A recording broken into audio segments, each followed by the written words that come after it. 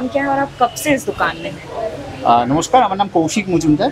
দোকানে এটা থাকার ব্যাপার না, ব্যাপার হচ্ছে যিনি এখানে রয়েছেন নিহারঞ্জন মজুমদার আমার গ্র্যান্ডফাদার হতেন, মানে আমাদের এখানে সবাই যারা রয়েছে সবাই গ্র্যান্ডফাদার। তো আমি আছি মোটামুটি কত হবে 85 86 এরকম হবে আছি, আমরা এখানে সব একসঙ্গেই রয়েছি, সেই হিসেবে থাকার।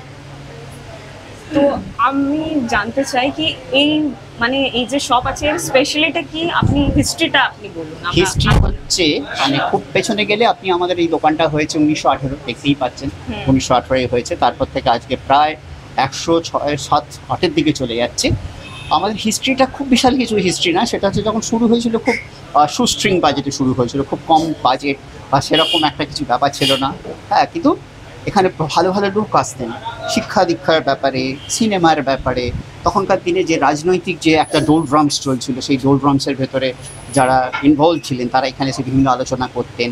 তারপরে লেখাপড়া বলুন, আর এটা তো বই পাড়া, আপনি তো জানেন বই পাড়া, চারদিকে ইউনিভার্সিটি রয়েছে, স্কুল রয়েছে, স্টুডেন্টরা আসতেন, মেডিকেল কলেজ থেকে ডাক্তাররা আসছেন।